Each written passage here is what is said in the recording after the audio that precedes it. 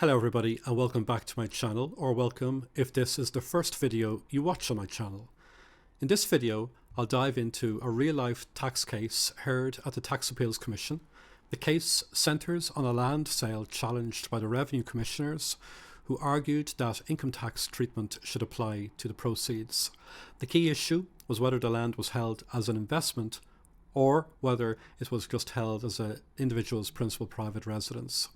The case, which ultimately ruled in Revenue's favour, offers valuable lessons for landowners and advisors navigating similar scenarios.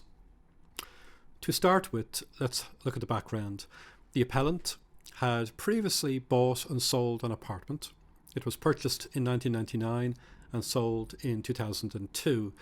He had claimed that this apartment was his principal private residence and had claimed capital gains tax treatment. In 2003, he acquired another property which he sold in December 2004. He also claimed to be living in this house, but the Revenue Commissioners were not convinced and they opened an audit. They questioned if the property was his main residence at all and assessed him to income tax, taking the view that he was trading in land.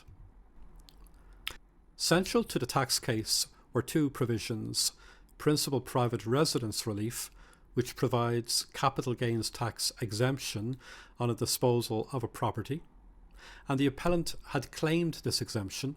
However, this element of the case is not the focus of this particular video. The focus is on the second tax provision, the extension of income tax treatment to earnings from the trade of dealing in or developing land. Revenue argued that the appellant was engaged in a trade rather than simply disposing of a personal asset. The appellant's main argument was straightforward. He stated that he lived in the property during the period of ownership. He claimed capital gains tax relief based on it being his principal private residence. He argued that it was his intention to reside there indefinitely and he had no intention of trading. There were, though, a number of complicating factors with his case, including that for most of the time the property had no kitchen.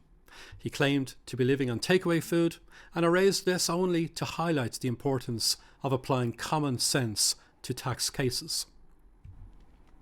On the other hand, the Revenue Commissioners presented several arguments against his position. They contended that there was inadequate evidence that he used the property as his main residence. They highlighted that official revenue correspondence was sent to his parents' home during the entire period. They asserted that the appellant's actions were indicative of trading in property. And for this, they cited a loan agreement identifying him as acting within a trade or business. They also pointed to the very short-term period of ownership, just 20 months, as evidence of speculative intent. Ultimately, they said that the high-end refurbishment of the property, the extensive marketing efforts carried out, and the financing were highly suggestive of a focus on sale rather than personal use. The Tax Appeal Commissioners looked at several pieces of evidence. They examined the loan used to purchase the property, noting that it had commercial terms, including a 2-year interest-only repayment period. The agreement also stated that the loan was taken out within a trade or business context. They looked at the short duration of ownership. The property was owned for only 20 months, a duration more typical of trading rather than long-term personal use. They considered the luxury renovations and marketing materials. They noted that extensive renovations were undertaken, including high-end features.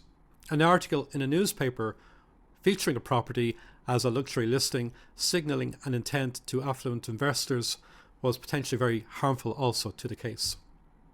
But they also looked at utility bills and residency patterns. Low utility bills and lack of records for basic services like gas suggested minimal occupation, casting a lot of doubt on the claim that this was his main home. The Tax Appeals Commission applied the badges of trade tests, which look at different factors to determine if an activity is trading. In this case, the short ownership period, extensive renovation work, and the sale at a high value suggested that the property was purchased and improved for resale rather than for personal use. In addition, the Commission reviewed similar cases in UK law where key factors like intent, nature of improvement and continuity of occupation were used to determine if property qualified as a primary residence. In the final determination, the Appeal Commissioners concluded that the taxpayer did not occupy the property as his home. They found that his activities aligned with those typical of property development, deeming the sale of the property as part of a trade. As a result, income tax was applied to the profits from the sale. The Revenue Commissioners successfully argued that the appellant was engaged in a trade of property development. Income tax assessments for 2003 and for 2004 totalling 350 grand were upheld. So this case highlights the importance of substantial evidence when claiming principal private residence relief and provides insight into the indicators used to distinguish trading from personal asset disposition. This highlights that revenue can and will attack transactions long into the past. There are three important takeaways from this case. While tax law is complex, it's public, and you should take advice from someone familiar with it, current cases and revenue practice. The taxpayer in this case didn't take advice, and then found himself trapped into a narrative that would never have been successful. This case would never have reached the tax appeal stage if the taxpayer had taken advice and prepared himself properly. At CoVenture Tax Consulting, we're tax lawyers. We read and advise around tax law every day. We also deal with the revenue a lot and understand how they operate. This means we know their likely moves, and therefore we won't get caught on the back foot when defending cases. You should engage the services of a tax expert, not simply an accountant or a solicitor, when selling property and handling any large transaction for that matter. It's vital to review and have available documentary evidence such as loan terms, planning applications, related transactions for every case. It's also important that the facts are consistent with the claims being made. Landowners often operate as if the tax treatment can be explained. This is not how modern tax planning works.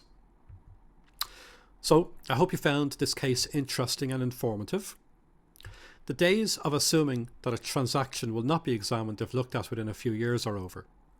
It's near impossible to retrospectively tax plan, and it's essential to have crucial elements in place in real time. Even though this case went in Revenue's favour, it offers valuable lessons for landowners and advisors. If you have any questions, please leave them in the comments below. Please hit like and subscribe if you enjoy this content. Remember, we're here to help. But for now, thank you for watching.